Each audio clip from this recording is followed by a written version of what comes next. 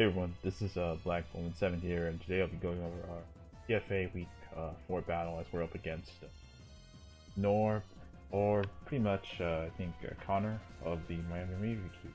So, going into this game, we did come, like, up short against our battle against Epic, so we're looking to come bounce right back in, so... And this is already one of the more tougher matchups, as this is pretty much like the top 3 teams, or top 3, or basically the number 2 and number 3 teams going up against each other.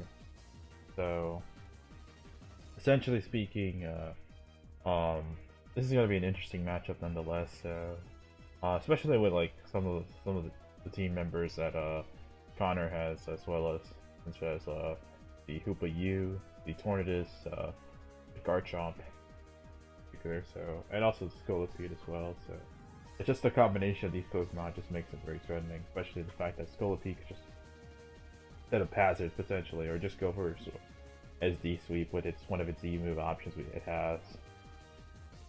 Of course, Manectric and Tornadus make it on a pretty effective Voltage core, and then going into like Hoopa or Garchomp could be really bad for me. So I pretty much have to like sort of dull down in terms of my bulk, in terms of my power. So yeah. So for this game, I pretty much brought some very interesting stuff. So obviously, I think for this game, I had to bring Max Speed Lopunny just in case this speed tie with the Manectric. Zapdos is pretty standard. I believe it has defog only because like possibility of spikes and shit. So also has Inbar Ice just for Chomp and whatnot. So Kyurem is actually expert build with Ice Beam, Earth Power, and Scolipede. I think it's modest nature as well, so it barely outspeeds Hoopa-U, which is pretty nice.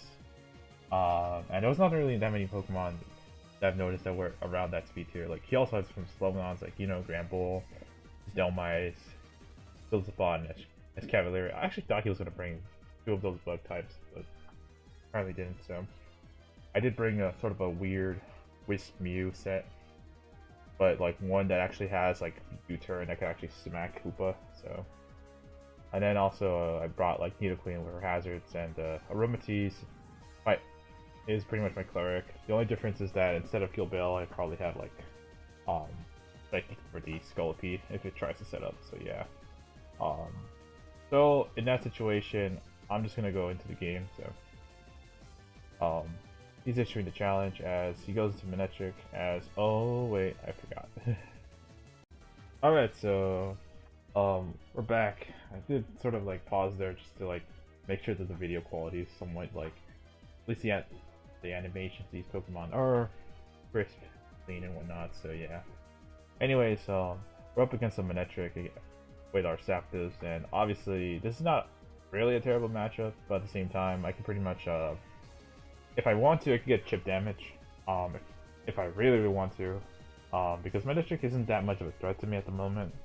He could try to Volt Switch into something like, say, Hoopa-U, but honestly, getting chip damage into this thing is pretty nice. But at the same time, I realized, you know what, if he has a random Toxic, that could be really bad. So here I decide, you know, I'm just gonna go play it safe and go for a Nidokings, as he's gonna Mega Evolve turn 1, as he tries to go for the Volt Switch. However, since I'm a ground type, I am able to take that, so, and block him from switching. So this pretty much gives me a free turn to go up rocks or go for any form of hazards. However, at the same time, this will bring in one of his threats, like let's say Hoopa, Thorn, or like Garchomp. I was actually expecting one of the 3, but he actually goes hard to Hoopa, which is kind of understandable because Hoopa does have this very high Spadef. So here I decided to go to Aromatisse, since the thing with Hoopa is that you kind of have to blanket check it. You got to figure out whether this thing is choice band, choice band, or specs, you know, scarf, or even like try to figure out the exact EV spread, like whether it's physical or special. In this case, it's probably physical. So yeah. Here I decide, you know what, I'm gonna go for Protect, see whether he is like somewhere.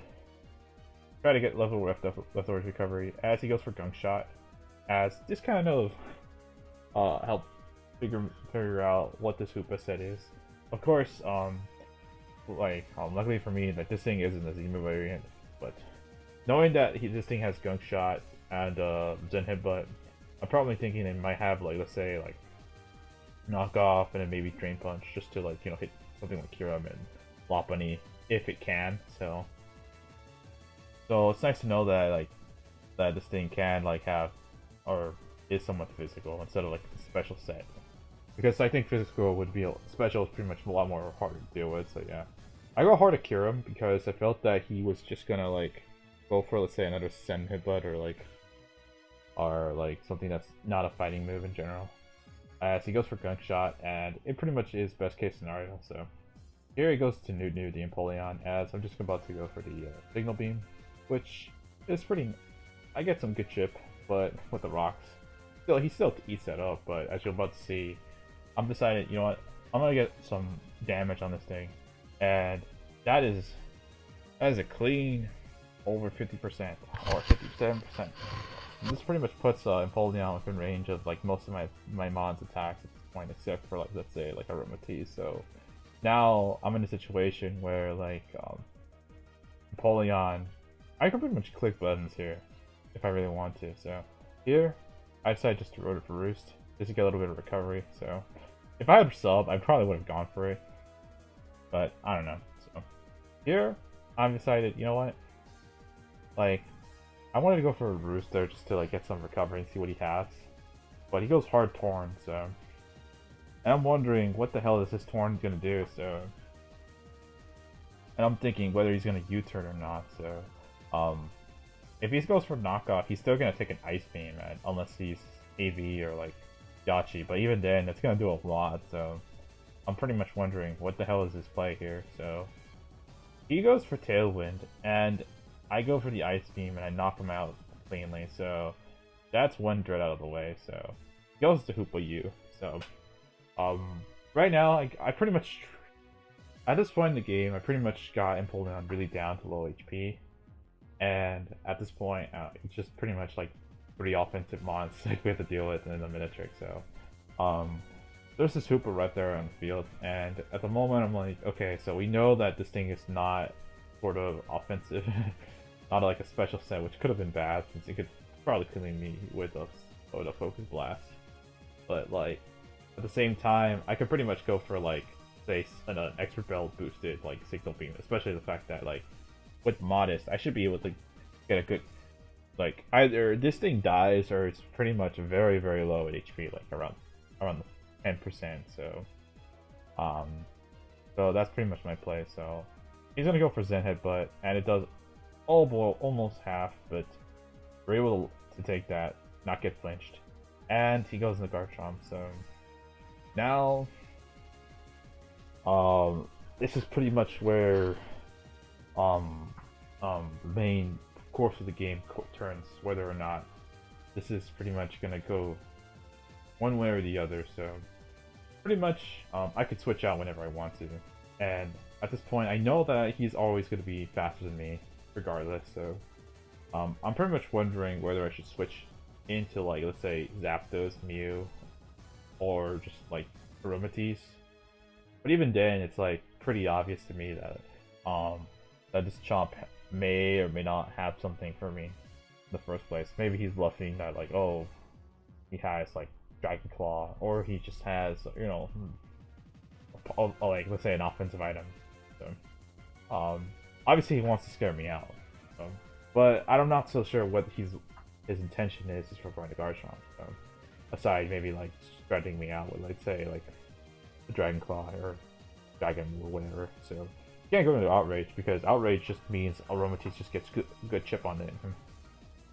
So in this situation, I'm like, okay, so like I just got rid of Hoopa and Tornadus, and Empoleon's pretty much weakened, heavily weakened at this point, all by Kyurem, which is pretty nice. So at this point, I pretty much don't really need Kyurem. I can pretty much carry the game with Lopunny, with just fake out Quick Attack, and the fact that Nidoking, Zapdos, Mew, and Hoopa-Unbound are fairly healthy, especially like Zapdos, Mew, and Nidoking. Like Hoopa-Unbound can recover up when I want to. So I you know what? It's probably my best intention just to go for the Ice Beam. As this guy tries to go for the Swords Dance, and he has a Yachi Berry, but The thing is, Kyurem is stupidly strong with a stab ice beam. And at this point, yeah, we just got rid of a huge threat out of the way, so... And we really don't... At this point, we can pretty much, like, play around this team, so... I think once Garchomp and Hoopa just fell, it was pretty much like... unless I choke, or unless I make a really bad play, this game is looking heavily in my favor, so... Here he actually switches out into Empoleon, which I was like pretty surprised because I was ready to let Tempest or Kyurem go down, so yeah. Here I decide, you know what, I'm not gonna play around with this, I'm just gonna get my kill with Empoleon. And then he goes back to Scolipede, so he goes for the Sword Stance as I go for the Ice Beam, and unfortunately I do get the freeze on this guy, so I still do a lot, or almost like, let's say like pretty much almost get the kill, because like I was doing some calcs with modest Ice Beam, which is can possibly get the kill depending on the investment, but likely Scolipede can just like BAH bulky as hell, and it's generally, and even then it's like it's gonna put him in range of like a Fake Out plus Quick Attack, so one of the two options will kill, and the fact that I have a healthy Queen, Aromatisse, Mew, and Zapdos, like the thing is like he needs to have the right coverage to hit any of these Pokemon. Let's say if he's like Mega Horn, Poison Jab, and like Earthquake, he can't hit Zapdos. If he's missing Mega Horn, he can't hit Mew. If he's missing, let's say, Poison Jab, he can't hit Aromatisse. So I pretty much put him, and also I have Quick Attack, so at this point in the game, it's pretty much checkmate, so yeah. And of course, at this point, I pretty much try to preserve the 6-0. Honestly, I shouldn't have done this, but like I felt that it was pretty much in my best interest just to get like differential in my favor. So yeah. At this point, I know that Kyurem can just take any hit from this thing, and if he goes for overheat, it's over for him. Like then he cannot break my team. So yeah. He can kill me with overheat from the range I am. It's a roll if he's modest, but the thing is like, that puts him in, at that point, like, Lopunny, Nidoqueen, Mew, like, any of my mons could just handle him, like, could just out-stall him to that point, so yeah. Yeah. But, anyways, that's gonna be GG's to Connor or North. So, that's, like I said, like, this matchup was pretty, surprising for me, because, like, I didn't expect Kyurem just to go, like, ham like that, so, I think it really came down to certain 50-50s.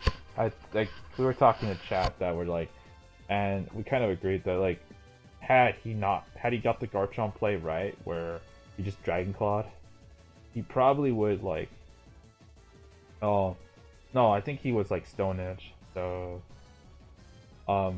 still like even then it's, like, he has to like, first of all, decide whether to like, go for SD or Stone Edge, and second of all, like he could possibly miss as well. So, if that doesn't work, then that pretty much like puts me in the driver's seat for the remainder of the game. So yeah.